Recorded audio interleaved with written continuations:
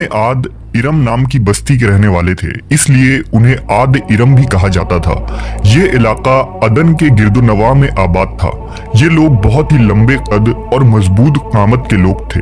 अपनी ताकत और कुव्वत के बल से ये लोग बहुत जल्द पूरे यमन पर काबिज हो गए। उन पर कई बादशाहों ने हुकूमत की, मगर दो बादशाह ऐसे आए जिनकी हुकूमत अजीम और जाहो जलाल वाली थी।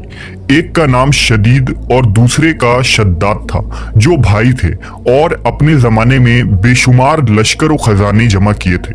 ये दोनों भाई इरम बिन साम बिन नूह की औलाद में से थे। उनकी कुल हुकूमत ओमान, यमन, अदन और शुमाली अरब के इलाकों पर थी। जब शदीद की मौत वाक़ हुई तो पूरी हुकूमत शद्दाद को मिल गई। उसने तमाम कबायली सरदार और बादशाहों को अपना मुती व फर्माबरदार बना लिया और इस तरह पूरी जनूबी अरब इसके कलमरों में शामिल हो गई। उसने अपनी हुकूमत को उरूज तक पहुंचा दिया। दुनिया के देगर ममालिक के बादशाह उसके बाजगुजार हो गए।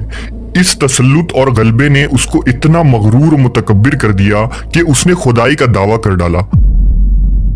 उस वक्त के उलमा और पैगंबरों के पैरोकार ने उसे समझाया और अजाब इलाही से डराया, मगर वो कहने लगा, मेरे पास अब दौलत और हुकूमत सब कुछ है, अब खुदा की इबादत की जरूरत नहीं और मैं अब किसी की इताअत नहीं करूंगा। शद्दाद ने हजरत हूद अलैहिस्सलाम की जबान से ये सुन रखा था कि जन्नत कैसी होगी और उसकी नेमतें और खूबसूरती का क्या आलम होगा, इसलिए उसने जमीन पर जन्नत बनाने का इरादा किया। वो कहता था, मुझे उस जन्नत की जरूरत नहीं है जो खुदा ने बनाई है, ऐसी जन्नत तो मैं खुद दुनिया में ही बनाऊंगा।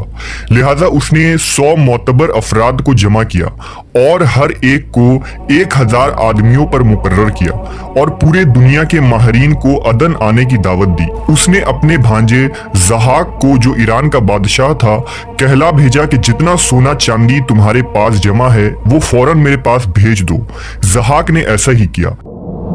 उसने तमाम हुक्मरानों और सरदारों को यह हुक्म दिया कि सोने चांदी की कानों से ईंटें बनवा कर भेजे और कोहे अदन के मुतसिल एक मुरब्बा शहर जो 10 कोस चौड़ा और 10 कोस लंबा हो बनाने का हुक्म दिया। इसकी बुनियादें इतनी गहरी खुदवाई कि पानी के करीब पहुंचा दी। फिर उन बुनियादों को संग सुलेमानी से भरवा दिया। जब बुनियादें भरकर जमीन के बराबर हो गई तो उस पर सोने चांदी की ईंटें की दीवारें चुनी गई। उन दीवारों की बुलंदी उस जमाने के गज के हिसाब से 100 गज मुकर्रर की गई। जब सूरज निकलता तो उसकी चमक से दीवारों पर निगाह नहीं ठहरती थी। यूं शहर की 4 दीवारी बनाई गई। इसके बाद 4 दीवारी के अंदर 1000 महल तामीर किए गए। हर महल 1000 सतूनों वाला था और हर सतून जवाहिरात से जड़ाव किया हुआ था। फिर शहर के दरमियान में एक नहर बनवाई गई और हर महल में उस नहर से छोटी छोटी नहरें ले जाई गई। हर महल में हौज और फवारे बनाए गए। उन नहरों की दीवारें और फर्श याकूत, जुमुर्द, मरजान और नीलम से सजा दी गई। नहरों के किनारों पर ऐसे मसनूई दरख्त बनाए गए जिनकी जड़ें सोने की, शाखें और पत्ते जुमुर्द के थे। उनके फल मोती व याकूत और दूसरे जवाहिरात के बनवाकर उन पर टांग दिए गए।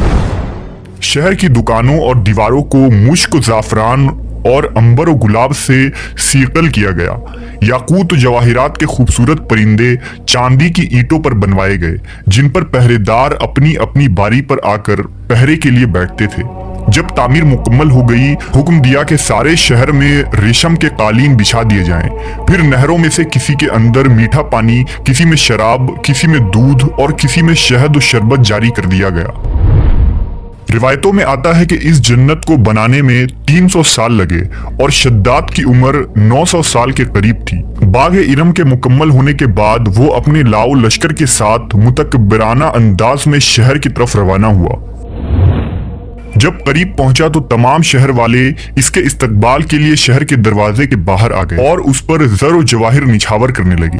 अभी उसने घोड़े की रकाब से एक पांव निकालकर दरवाजे की चौखट पर रखा ही था कि उसने एक अजनबी शख्स को अपने करीब खड़ा देखा। उसने पूछा, तू कौन है? उसने कहा, मैं मलकुल मौत हूँ। पूछा, क्यों आए हो? उसने कहा, तेरी जान लेने। शद्दाद ने कहा, मुझको इतनी मोहलत दे दे कि मैं अपनी बनाई हुई जन्नत को देख लूं। जवाब मिला, मुझको हुक्म नहीं। कहा चलो इस कदर ही फुर्सत दे दो कि घोड़े पर से उतर आऊं। जवाब मिला इसकी भी इजाजत नहीं। लिहाजा अभी शद्दाद का एक पांव रकाब में और दूसरा चौखट पर ही था कि मुल्कुल मौत ने उसकी रूह कब्ज कर ली।